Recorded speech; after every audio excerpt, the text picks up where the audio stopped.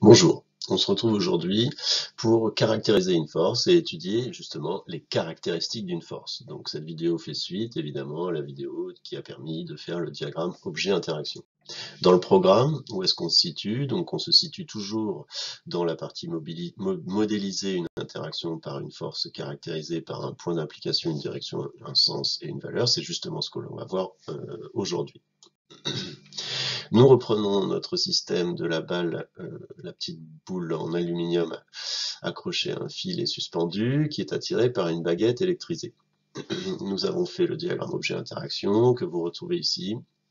Les interactions, donc on les rappelle, la première c'est l'interaction à distance en pointillé de la Terre sur la balle, l'interaction baguette sur la balle aussi à distance, et l'interaction de contact du fil sur la balle. Donc on étudie ici le système balle. Première force, donc la force évidente que vous connaissez tous, c'est évidemment le poids.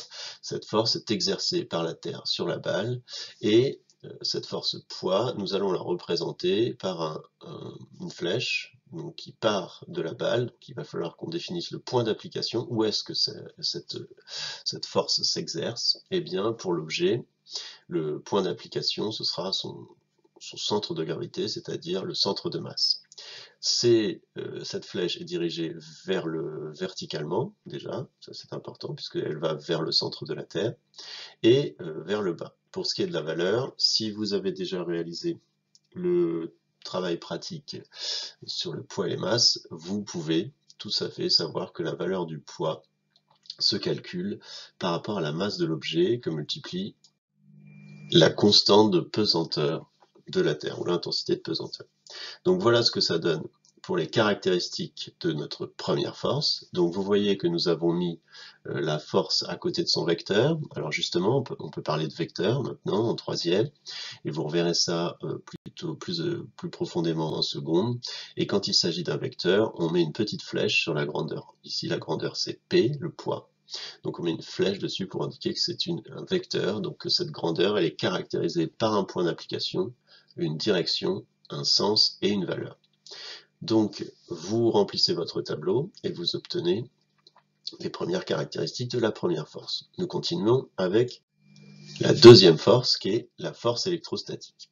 Cette force électrostatique, elle est exercée par la baguette sur la balle. Il faut se demander comment ça s'exerce. Donc ici, c'est un déplacement de charge électrique. C'est un peu compliqué, mais ces charges électriques que sont les électrons vont venir se positionner plutôt sur la surface en regard avec l'objet qui exerce la force. Par opposition, il y aura une absence de charge négative ou des charges positives qui sont de l'autre côté, puisque lorsque vous avez frotté votre baguette avec votre pull en laine, vous avez arraché des électrons, donc vous avez créé des déficits d'électrons, donc des charges positives. Vous avez retiré des charges négatives, donc vous avez forcément plus de charges positives. Alors cette surface en regard, quelle est sa direction? Eh bien, c'est tout simplement perpendiculaire à la surface de la boule, donc c'est tout simplement l'axe entre la petite boule et la baguette. Quel est son sens? Donc le sens de la force est exercé ici, de la baguette, pardon, c'est la baguette qui exerce, donc c'est de la boule vers la baguette. Dernière force dont nous faisons l'étude ici, eh c'est celle qui retient l'objet pour éviter qu'il ne tombe ou qu'il ne touche à la baguette. Donc c'est tout simplement le fil qui exerce cette force. Donc on va appeler ça la traction du fil. Où est-ce que ça s'exerce? C'est évidemment le point d'attache du fil sur la baguette. Dans quelle direction? Donc c'est vers le point d'attache du fil, donc vers le support, vers le haut. Et pour ce qui est de la valeur, eh bien nous avons un souci, puisque nous ne pouvons pas comptabiliser ceci. Nous avons pu compter le poids si vous avez fait le TP poids et masse, mais comment faire?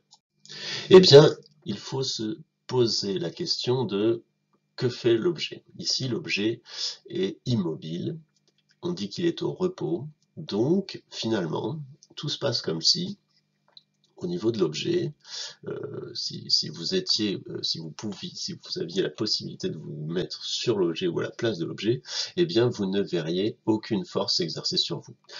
C'est-à-dire que là, sur Terre, par exemple, vous ne sentez pas l'attraction du Soleil, vous ne sentez pas l'attraction de la Lune, vous ne sentez pas la rotation de la Terre sur elle-même. Parce que vous avez l'impression finalement d'être immobile, alors que vous ne l'êtes pas du tout, puisque la Terre tourne autour du Soleil, etc. Donc ici, c'est un peu la même chose. Alors, ces forces, ces trois forces que nous avons définies, que nous avons caractérisées, eh bien, elles sont en équilibre. Donc, si on voulait ajouter les vecteurs les uns aux autres, on s'apercevrait que la somme de ces flèches, de ces vecteurs, nous donne quelque chose qui est nul. Donc ici, comme la somme des forces est nulle, il n'y a pas de mouvement. Il n'y a pas de mouvement, en tout cas, l'objet ne voit pas de mouvement. Alors comme l'objet est sur Terre, évidemment, l'objet est pourtant en mouvement, mais si on fait l'objet dans le système d'études, on se restreint, et on voit qu'ici, pour l'objet, en tout cas, il ne se déplace pas. Donc on verra d'autres situations plus tard où lorsque la somme des forces n'est pas nulle, c'est qu'il y a un mouvement et ça nous permettra de définir ces mouvements et peut-être qui sait de calculer la vitesse. Ça, c'est dans une autre vidéo. Merci. Au revoir.